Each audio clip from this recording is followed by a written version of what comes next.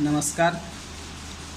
मैं डॉक्टर दिनेश पाल, सहायक प्राध्यापक हिंदी विभाग, नंदलाल सिंह महाविद्यालय, जयपुर, दाऊदपुर, सारण। मैं आज स्नातक प्रथम वर्ष सब्सिडरी विषय अर्थात हिंदी रचना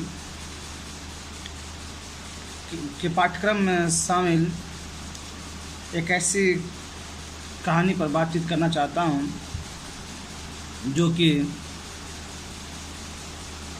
बहुत ही भावुक, मार्मिक कहानी है।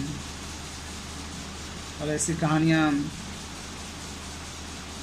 तो कहानी के सम्राट प्रेमचंद की कलमों से ही ज़्यादातर लिखी जाती हैं। खैर, कहानीकार तो बहुत सारे हैं, पर प्रेमचंद की कहानियाँ कुछ अलग ही होती हैं।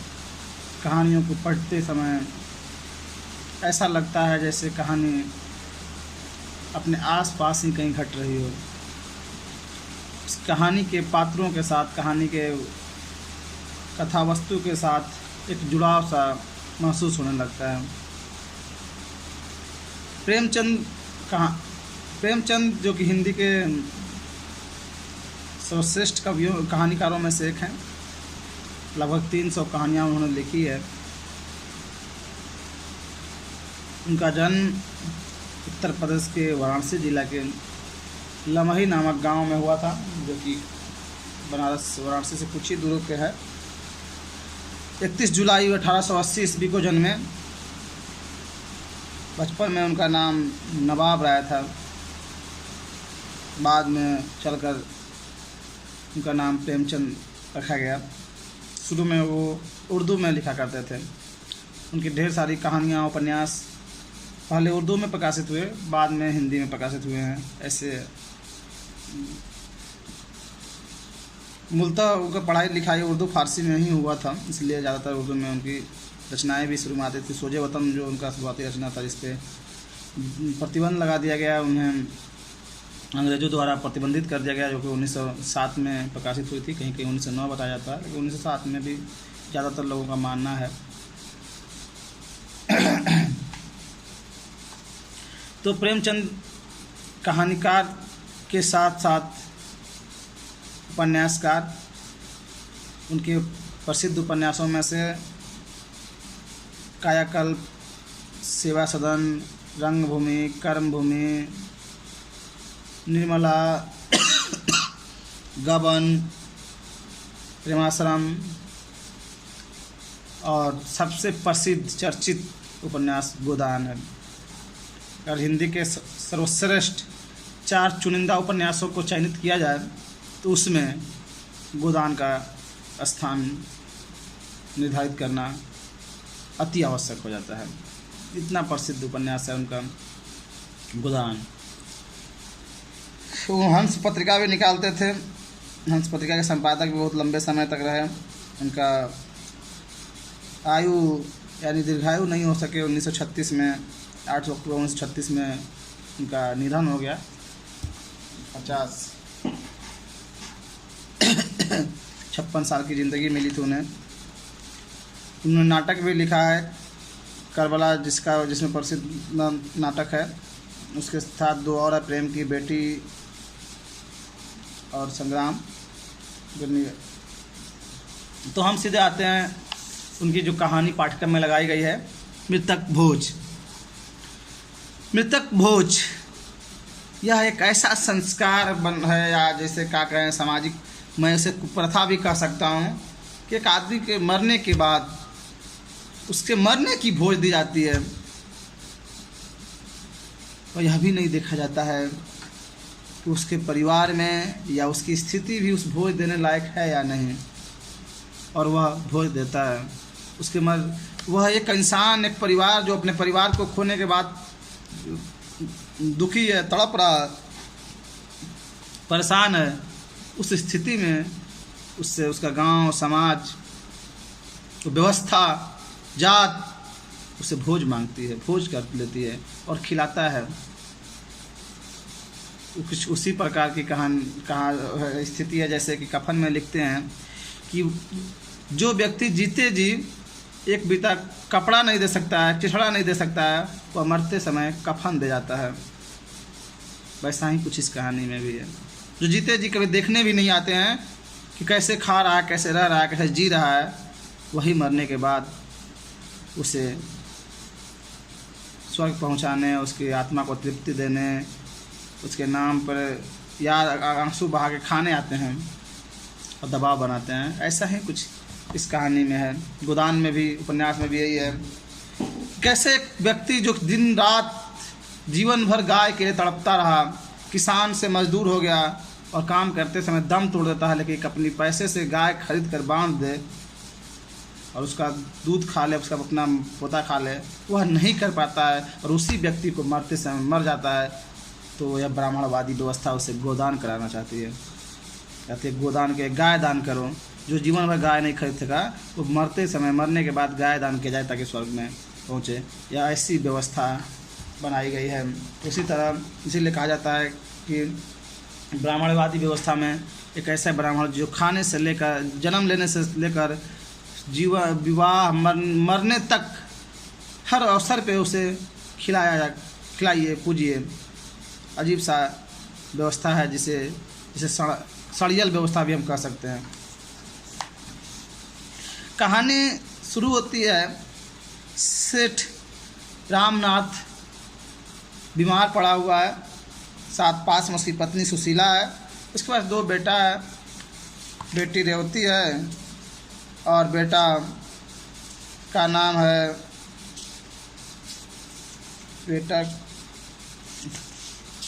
बेटी रेवती और बेटा का नाम है मोहन।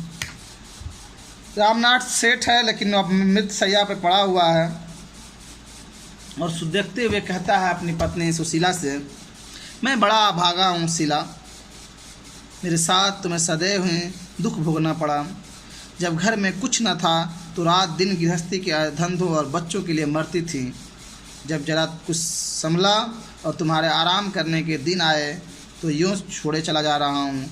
आज तक मुझे आशा थी पर अब आज वह आशा टूट गई। यानी उसे लगता है, फिर कहता, देखो शीला रो मत, संसार में सभी मरते हैं, कोई 2 साल आगे कोई 2 साल पीछे। यानी वह आखिरी पड़ाव पे है, ज़िंदगी मौत से जूझ रहा है, उसे एहसास हो रहा है कि अब मैं नहीं बच सकता हूँ। उस स्थिति में अपनी पत्नी का ढांढस बढ़ा रहा है, पत्नी को सांत्वना दे रहा है कि अपना जीवन अब कैसे जिए आगे, और एक बेटा और बेटी है, उसे कैसे उसका पालन पोषण करें। सेठ का कुछ दिन बाद निधन हो जाता है। निधन के बाद सबसे बड़ी विडंबना उसके सामने आती है। उस परिवार जहाँ गुजरता है, मरने के बाद लोग आते हैं। इसमें प्रेमचंद ने बड़ा ही मार्मिक या बहुत ही कई सच्ची यथार्थ व्यक्त किए हैं। लिखते हैं, धनी के जीने से दुख बहुतों को होता है, सुख थोड़ों को। यानी कोई धनी व्यक्ति, धनी के जीने से दुख बहुतों को होता है, सुख थोड़ों को, उनके मरने से दुख थोड़ों को होता है, सुख बहुतों को। महाब्राह्मणों की मंडली अलग सुखी है, पंडित जी अलग खुश हैं और शायद बिरादरी के लोग भी प्रसन्न हैं, इसलिए कि एक बराबर का आदमी कम हुआ, दिल के से कांटा दूर हुआ। और पट्टीदारों का तो पूछना ही क्या, अब वह पुरानी कसर निकालेंगे। हृदय को शीतल करने का ऐसा अवसर बहुत दिनों बाद मिला है। यानी एक व्यक्ति मर रहा है, उसके बाद की जो स्थिति है, जो उसके आसपास के लोग हैं, उनके मन में कैसा पलता बढ़ता है और किस रूप में देखते हैं, ऐसा व्यक्त करते हैं प्रेमचंद जी। रामनाथ के मरते ही उसकी जात के लोग, उसके पंचायत के लोग, पंचायत का मुखिया, सब उधर मुखिया जो धनी राम है, सब उसके घर आते हैं। मरे हुए सेठ रामनाथ को की पत्नी को बड़ा उम्मीद होता है, उसे लगता है कि अपने लोग आए हैं, कुछ मदद करेंगे, सांत्वना देने आए हैं, और यही अब बचे, अब कौन है। इस उम्मीद से वो अंदर से उसे खुद प्रसन्नता होती है, खुशी होती है, और वह जाती है उनसे मिलने के बाद जब बात करती है तो उसे एक अजीब लगता है। उस पंच में उनकी भाषा, उनके वाक्य, प्रेमचंद ने बड़ा ही सटीक शब्दों में उनकी उस स्थिति को व्यक्त किया है। एक पंच को कहता है, जैसे हो भोज तो करना ही पड़ेगा, हाँ अपनी सामर्थ्य देखकर कम करना चाहिए। मैं कर्ज लेने को न कहूँगा, हाँ घर में जितने रुपए का प्रबंध हो सके उतना खर्च करो। ब्राह्मणों को तो भोज देना ही पड़ेगा, जिससे कि मर्यादा का निर्वाह हो।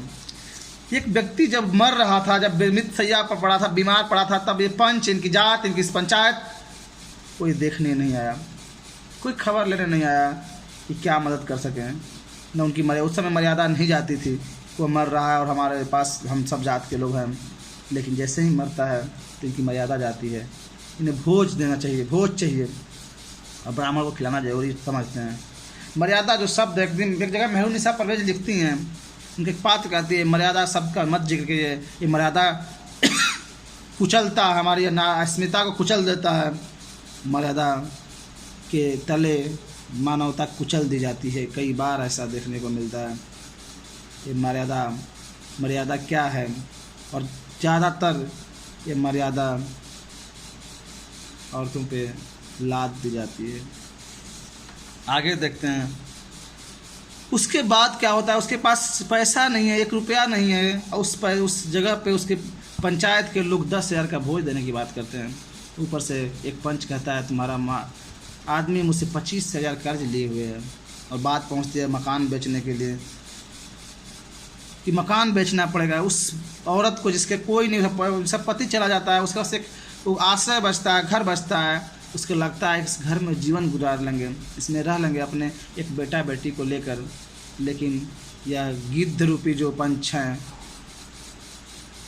ये जो गिद्ध रूपी उसकी जातीय और एक जकड़न वाली जो व्यवस्था है, समाज है, वह उसके दरवाजे पर दस्तक देती है, उसे घर से भी जाने को बाहर करती है। और उसके घर जिसे लाख रुपए लगभग खर्च लगे हों बनवाने में, उसके कौड़ी के मूल खरीदना चाहते हैं। कोई 20,000 बोल रहा, कोई 25,000, तो 30,000 में उसे मकान खरीद लिया जाता है। कि लोग कहते हैं कि इस समय ग्राहक नहीं मिलते हैं, मंदी है, बिकेगा नहीं। तब उसका भाई जब रोकता है, उसका भाई संतलाल बोल उठता है उस समय, किसके लिए मकान बेच दिया जाए? बिरादरी के भोज के लिए? बिरादरी तो खा पी कर राह लेगी, इन अनाथों की रक्षा कैसे होगी? इनके भविष्य के लिए भी तो कुछ सोचना चाहिए। वही बिरादरी के लोग, वही पंचायत के लोग, वही पंच जो उसकी फिक्र बिल्कुल नहीं कर रहे हैं। तो बच्चा क्या करेंगे, कैसे जिएंगे, उसकी फिक्र नहीं है। उन्हें फिक्र है तो अपने पेट की, अपने भोज की। इससे बड़ी विडंबना क्या हो सकती है। फिर धनी राम कहता है, जो पंच संसार में मर्यादा से प्रिय कोई वस्तु नहीं, मर्यादा के लिए प्राण तक दे देते हैं। वही समाज, परंपरा, मर्यादा, इसके नाम पर लोग क्या से क्या कर जाते हैं। मर्यादा, संसार में मर्यादा से प्रिय कोई वस्तु नहीं है। धिक्कार है ऐसी मर्यादा को, जो एक मानव को जीने न दें। मरे हुए मानव कि पीड़ित परिवार को का सुख छीन लेना चाहता हो, उसे दर्द भटकाना चाहता हो, ऐसी मर्यादा, जहाँ की एक मानवता के नाते उनकी जिम्मेदारी होनी चाहिए, उस परिवार को सुरक्षा दी जाए, परिवार की व्यवस्था की जाए, एक समुचित संतुलित जीवन जीने का। वहाँ उसका घर छीनकर, घर बेचकर, उसके गहने बेचकर उससे खाने आए हैं।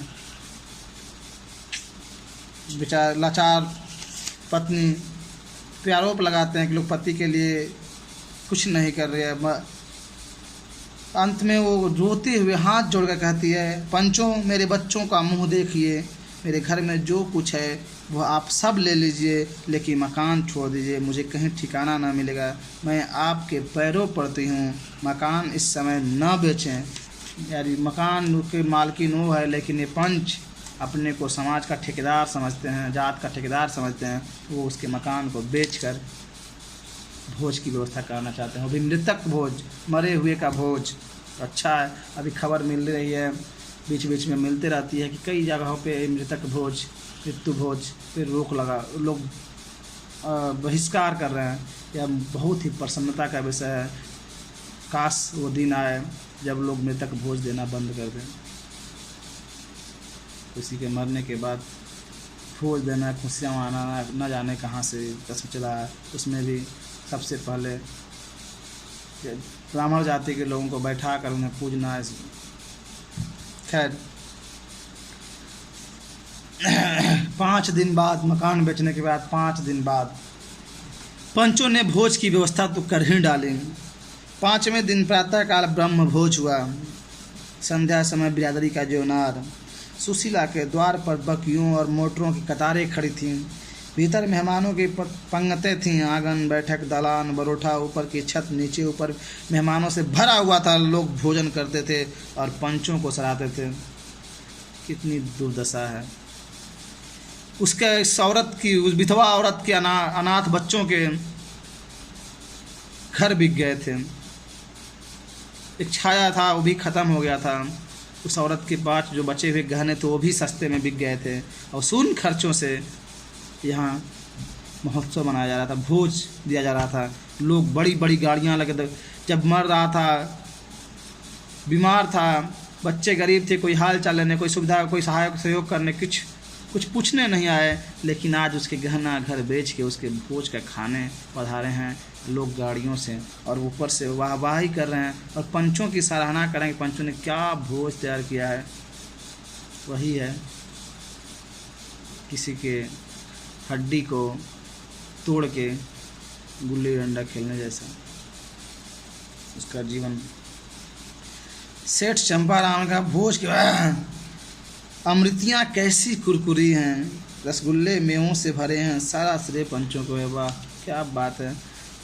उसकी पत्नी सुशीला कहीं बिलख रही है, कमरे में बैठ के रो रही है, अपने दिन दशा को सोच रही है। इधर उसके घर और गहने के पैसे से लोग जिलेबियाँ कुरकुरा रहे हैं, रसगुल्ले खा रहे हैं। समाज के चक्रव्यूह में फंसा हुआ गरीब और पिस जाता है। बड़ा ही उसके बाद स्थिति ये आती है, एक दिन वही पंच अपने लोगों को भेजता है और कहता है घर खाली करने के लिए। सुशीला अपने बच्चों के साथ घर खाली कर देती है। जिन घर को बनाते समय न जाने कितना सपने संजोई थी, क्या क्या नहीं सोची थी, उसी घर को वह खाली कर देती है और वो अपने कुछ बर्तन को बांधे हुए वह निकल जाती है।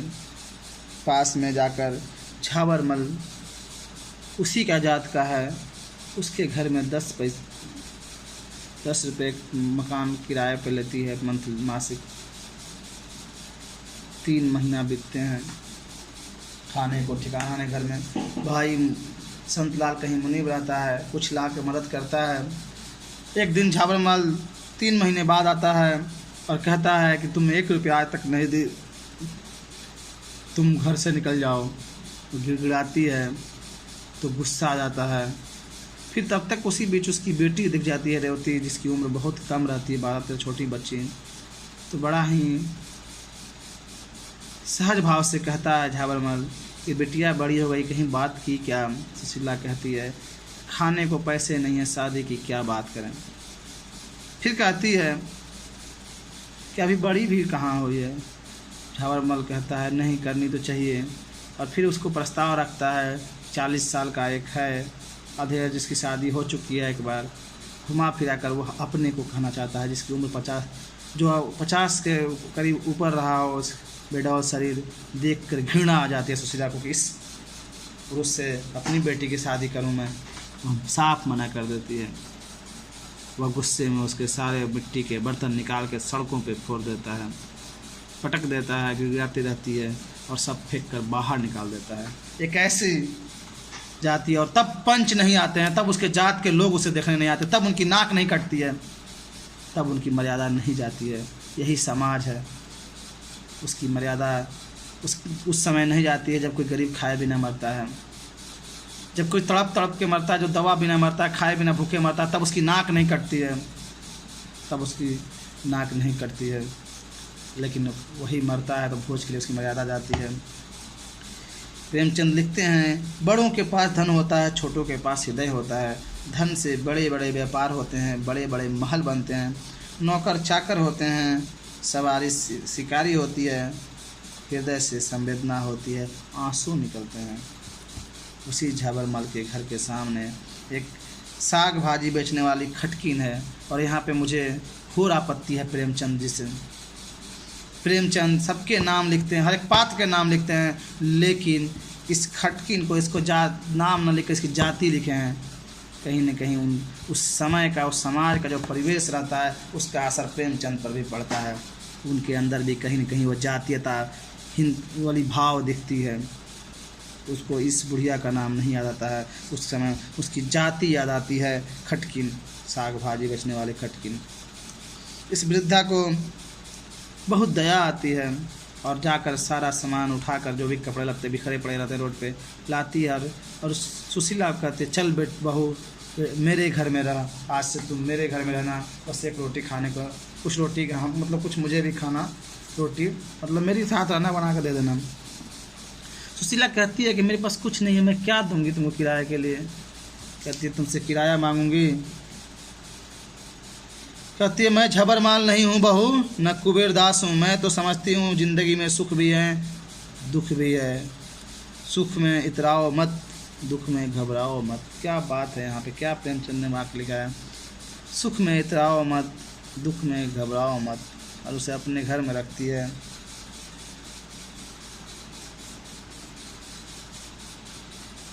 उसके बाद कुछ दिन बाद रहते रहते उसका बेटा बीमार पड़ जाता है। बेटा बीमार पड़ जाता है, बहुत कोशिशें करती है उसे ठीक करने के लिए, लेकिन वह दिन पर दिन सूखता जाता है, ठीक होने का नाम नहीं लेता। फिर वो भेजती है अपने बेटी को कि जा उस पंच को, कुबेर दास को बुला, कह दे कि कोई डॉक्टर भेज दे। तो वह पैसा फीस की बात करता है, यानी उससे छोटा अनाथ बच्चा मर रहा है, तब उसे अपनी मर्यादा, समाज हाथ की मर्यादा नहीं आती है, तब उसके जात की नाक नहीं कटती है, तब वह पैसा मांगता है और आने से मना कर देता है। फिर रोते हुए उसके शरीर जब सूखते सूखते गल जाता है, एक दिन उसकी माँ बोलती है, प्रार्थना करती है कि इसे बचा दो, मुझे जान ले लो, मैं मर जाऊँ इसकी जगह। और इत्तेफाक ऐसा कि कुछ दिन बाद ऐसा ही होता है। उसकी बजाय वह बीमार पड़ती है, वह धीरे धीरे उठ जाता है, रोता है चिपक के, माँ मत जा, तुम ठीक हो जाओ, बोलती है हम ठीक हो जाएंगे। लेकिन 15 दिन लगभग रहती है बीमार। उसके बाद उसकी माँ गुजर जाती है। भाई बहन दोनों बहुत रोते हैं। उस बूढ़ी माँ जिसके घर में थे वो, उससे माँ तो नहीं थी पर माँ से कम भी नहीं थी, इतना प्यार देती है, दोनों बच्चों को पालती पोसती है। एक दिन कुबेर दास नामक जो पंच सेठ है, बेहाया कहें उसे या बेशर्म कहें, वह खबर भिजवाता है, रेवती को बुलाता है, क्योंकि रेवती उस बूढ़ी औरत की दुकान को कभी कभी देखती है जब वो बेचने जाती है कहीं गाँव इधर उधर। तो बुला कहता तुझे दुकान पर बैठते शर्म नहीं आती, साड़ी ब्याह की नाक कटा रही हो। कितना बेशर्मी से कह रहा है, उस अनाथ बच्ची को शर्म नहीं आ रही। शर्म तो इसे आनी चाहिए जो उसे एक रोटी देने को तक कभी नहीं सोचा, जो उसके थोड़ा दुख में सुख देने के लिए नहीं सोचा। उसकी माँ मर रही थी, उसके दरवाजे पर देखने नहीं गया, बाप मर रहा था देखने नहीं गया था, आज दुकान पे बैठे तो इसकी नाक कट रही है और पूछ रहा है तुम्हें शर्म नहीं आती। अरे बेशर्म, तुम्हें शर्म आनी चाहिए।